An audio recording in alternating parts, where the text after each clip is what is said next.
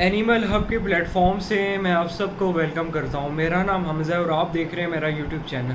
तो आज की वीडियो थोड़ी सी डिफरेंट होने वाली है क्योंकि आज हम लोग जो है रिसेंटली जो मेल एक्सपायर हो गया है जिसका नाम फ्लैश था, उसकी हिस्ट्री के बारे में बात करेंगे और जानेंगे कि वो कैसे एक्सपायर हुआ और क्या क्या उसकी पाकिस्तान में अचीवमेंट्स थी। ठीक है। वीडियो शुरू करने से पहले मैं एक बात करना चाहता हूँ। मुझे 4 या 5 दोस्तों ने मैसेज करके कहा कि हमज़ा भाई BSZS का शो आने वाला है जो जर्मनी में होता है, उसके मुतल्लिक भी कुछ समझा दें। तो वैसे ही बनता तो ये था क्योंकि वो मतलब कुछ ही दिनों में परफॉर्म होने वाला है, तो मगर वो इंशाल्लाह कल के दिन मैं वो वीडियो बना के कम्प्लीटली गाइड कर दूंगा कि क्या होता है डॉग शो, क्या होता है, क्या उसमें कुछ होता है। तो उससे आपको आइडिया भी हो जाएगा और इंशाल्लाह जो है आपको दिल भी करेगा उसके बाद आप अपने डॉग को शो खिलाएं। तो बात कर रहे थे हम किसकी, फ्लैश के बारे में। तो फ्लैश के जो ऑनर हैं उनका नाम है फरहान शाह। आप में से अक्सर लोग उन्हें जानते होंगे, बड़े एक हम्बल किस्म की पर्सनैलिटी है। मुलाकात तो शायद नहीं हो सकी, एक दो दफ़ा शायद देखा हो लाइव, मगर फ़ोन में गपशप होती रहती है, कमेंट्स वगैरह में। तो बड़े अच्छे नेचर के आदमी हैं, पाकिस्तान के कोने कोने से उन्हें प्यार किया जाता है।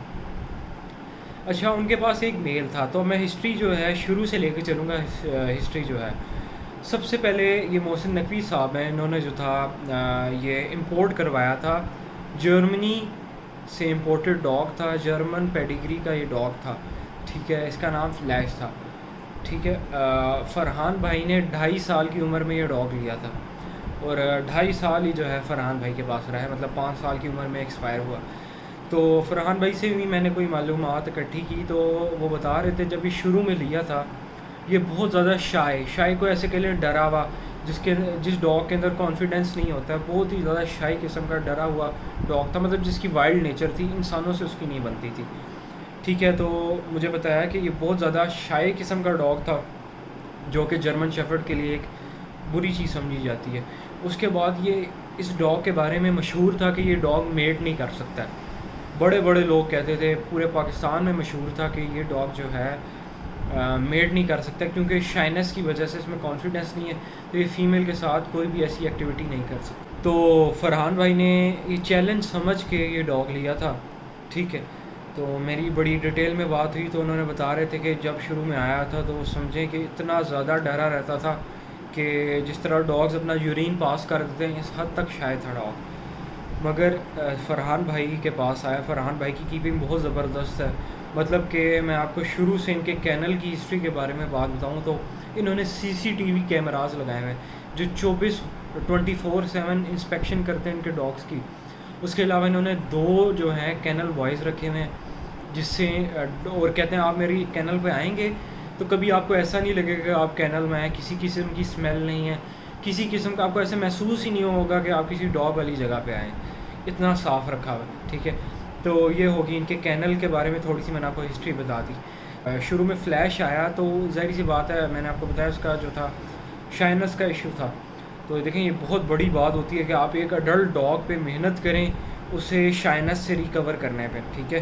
तो उन्होंने चैलेंज समझ के लिया। तो उसमें ये था कि फ़रहान भाई कहते थे कि मैंने हाथ से खिलाता था खाना, से ना हाथ से खिलाना स्टार्ट किया तो इसकी जो मेरे साथ अटैचमेंट थी बहुत ज़्यादा बढ़ गई।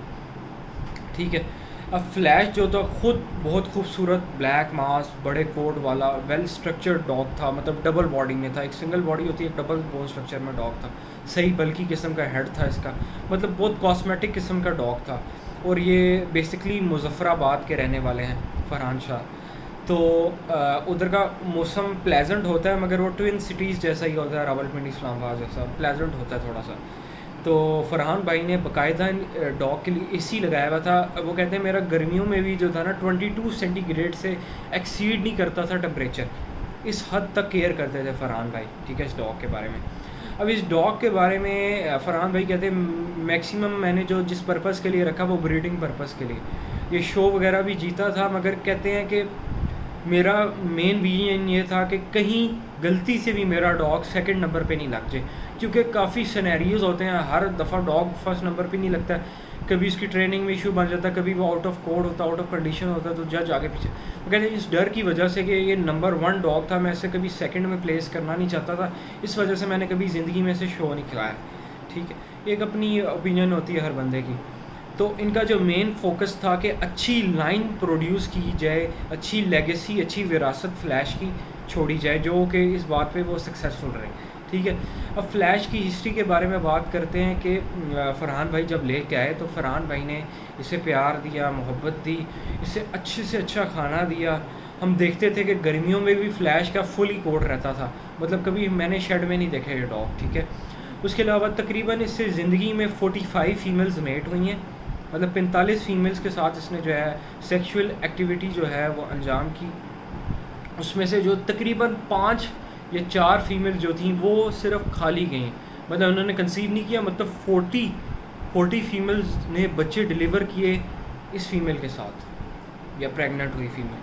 तो ये किसी मेल के लिए छोटी बात नहीं होती है कि वो तकरीबन 100% रेशो दे अपने सीमेन की, अपनी फर्टिलिटी की। तो ये बहुत बड़ी बात थी इस डॉग के लिए कि इससे पता चलता है कि वो जिस जगह पे पल रहा था वो बहुत ही आलीशान जगह थी।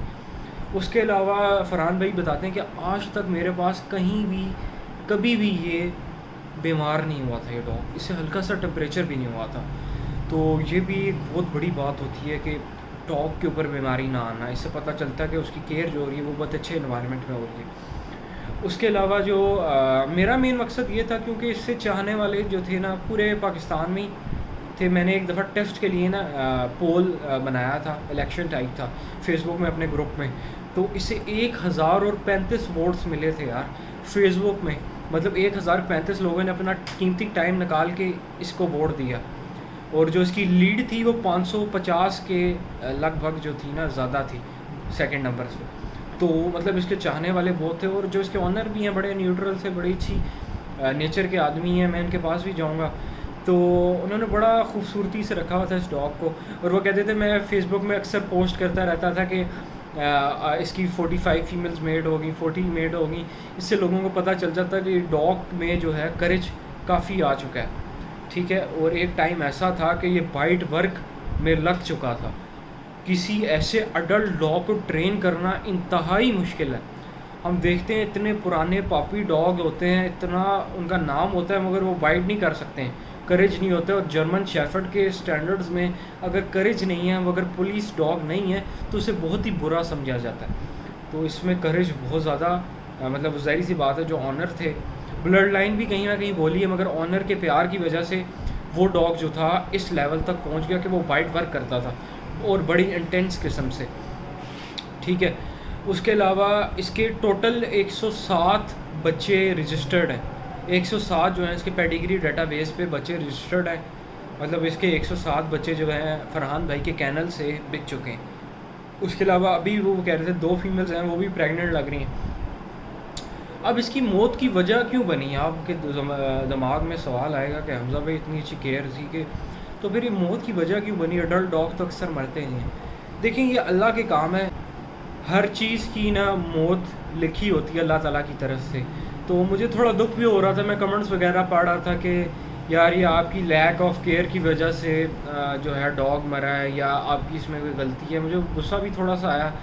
मैंने कहा कि एक बंदा इतने अच्छे से रखता है, और देखें अल्लाह ताला हमेशा उसी बंदे को वो चीज़ देता है जो उस चीज़ को डिज़र्व करता है। ठीक है, वैसे तो हम पाकिस्तानियों का एक नेचर ही है, शुरू से हम ऐसे माहौल में बड़े होते हैं जिसमें जो मजाक दूसरों का उड़ाता है या जो दूसरे को रोस्ट करता है, उससे हम हमेशा सुपीरियर रखते हैं। वो बेशक पॉलिटिकल पार्टीज़ हों, या हमारा कोई यूट्यूबर हो, या कोई आम लाइफ में हो, जो दूसरे बंदे को मतलब नुकसान पहुँचाता है, वो हमारा आइडियल होता है। तो मुझे थोड़ा दुख हुआ, मैंने कहा कि यार मैं एक वीडियो भी बनाऊँ। वैसे भी इस डॉग के लिए हम पे फ़र्ज़ था कि इस डॉग को ट्रिब्यूट पेश किया जाए। ठीक है, कि इस डॉग ने जो अपनी पीछे विरासत छोड़ी है, और एक ऐसे ऑनर के पास ये रहा है कि जिसने ना तो कभी किसी नॉन पेडिग्री फ़ीमेल को मेड दिया, ना तो किसी स्टॉक कोड फीमेल को मेड दिया, सिर्फ लॉन्ग कोड जर्मन शेफर्ड और पेडिग्री में जो है इसका नाम बनाया है। ठीक है, तो ये इस डॉग के लिए मैं समझता हूँ मेरा एक छोटा सा हिस्सा था उसके ट्रिब्यूट में। ठीक है, तो बाकी ये है कि उन्होंने मुझे बताया कि जिस दिन एक्सपायर हुआ उस दिन सीसीटीवी फुटेज भी थी, उससे एक दिन पहले की मीटिंग वीडियो ही मुझे उन्होंने सेंड की। ठीक है, कि एक दिन पहले तो फ्लैश ने मेड भी किया, रीसेंट पिक्स भी भेजी, इतना प्यारा कोड था, इतने खूबसूरत अंदाज में रखा गया था। एकदम बस मौत वाक़ई हुई इस डॉग की। ठीक है, तो इसमें देखें कुछ भी कोई भी फैक्टर आ सकता है, अल्लाह के काम है, इसमें कोई अपनी साइंसें ना मारे तो बेहतर है। तो ये सारा सिस्टम था। और देखें एकदम जो मौत होती है ना वो ऑनर के लिए बहुत ही ज़्यादा समझ लें हार्ट अटैक के तरह होती है। अब एक डॉग बीमार है, उसका पता है बंदे को शायद मर सकता है, नहीं मर सकता, मगर एकदम मर जाए ना तो ऑनर के तो पैरों के नीचे से ज़मीन ही निकल जाती है, ठीक है। तो ये जो था बड़ा ही एक डिप्रेसिंग सा था हम लोगों के लिए, सब के लिए। बड़ा अच्छा डॉग था, जितना भी रहा है शान व शौकत में रहा है डॉग। तो आज की वीडियो बस यही थी, और इस सब से हमें यही सबक मिलता है कि देखें जो चीज़ अल्लाह ताला ने लिख दी है ना किसी की किस्मत में, आप जितनी मर्ज़ी मेहनत कर लें वो हो के ही रहेगी, ठीक है। ये दुनिया की कुछ होती हैं हकीकतें होती हैं, ठीक है। अब कम केयर तो नहीं कर रहे हैं, आप देखें इधर इंसान मर जाते हैं उनकी सीसीटीवी नहीं बनती है, मगर एक बंदा इतना प्रोटोकॉल दे रहा है डॉग्स को कि सीसीटीवी में हर चीज़ रिकॉर्ड की गई है, मरने के बाद भी ब्लड टेस्ट करवा रहा है। तो किस किस्म की केयर कर रहा था, मगर जो अल्लाह के फैसले होते हैं हम उससे पॉइंट आउट नहीं कर सकते हैं, क्वेश्चन नहीं कर सकते। उम्मीद करते हैं वो फरहान भाई जो थे, सॉरी फिज़ान नाम मुँह में आ रहा है, फरहान भाई कह रहे थे कि अब मेरा दिल था इंपोर्ट कराऊँ, मगर उससे बेहतर ये लगा मुझे कि मैं लोकल ब्रीड को प्रमोट करूँ, जो कि बहुत ज़्यादा अच्छी बात है पाकिस्तान में कि हम लोकल ब्रीड्स को इंपोर्ट करें। अब असल में पाकिस्तान में लॉन्ग कोट्स पे जो इतना बड़ा जो स्ट्राइक लगी है या एकदम इतना डाउनफॉल आया है वो इसी वजह से आया क्योंकि लोग इंपोर्ट पे आ गए हैं सारे। जब क्वांटिटी बढ़ेगी तो फिर वो उस चीज़ की वैल्यू नहीं रहेगी, ठीक है। तो ये चीज़ है कि आप लोकल ब्रीड्स को प्रमोट करें। अब हमारा असल में ऐसा माइंड है कि लोकल जितना मर्ज़ी अच्छा हो जाए मगर हमें फिर भी इम्पोर्टेड की तरफ जाना है। बस हमारा एक माइंड सेट है, शुरू से हम ऐसी सोसाइटी में ग्रोम किए हैं जो सोसाइटी हमें बताया गया कि थर्ड क्लास सोसाइटी है। हमसे हमारी जो सोसाइटी है इसमें से कोई चीज़ को उस तरह से वैल्यू नहीं मिलती है, घर की मुर्गी दाल बराबर वाला सिस्टम। उम्मीद करते हैं कि आने वाले सालों में बहुत अच्छा हो जर्मन शेफर्ड्स के लिए। उसके बाद मेरी भी अपनी तरफ से रहेगी कि पर्सनल एजुकेशन जो है वो अपने प्लेटफॉर्म से जो है वो स्प्रेड करता रहूँ, धोखेबाजों से, बाकी धोखेबाज लोगों से जो अपनी मतलब चीज़ें दिखा के आपको चीज़ें सेल करते हैं, या मतलब अपनी शख्सियत परस्ती को मैं चाहता हूँ कि ख़त्म हो शख्सियत परस्ती को। तो फिर चाहे कोई भी फैक्टर हो, शख्सियत परस्ती को छोड़ के आप उस चीज़ पे ध्यान दें। वो फिर बेशक आप गटर से ले रहे हैं या आप जो है क्या कहते हैं किसी पीएम हाउस में जाके ले रहे हैं।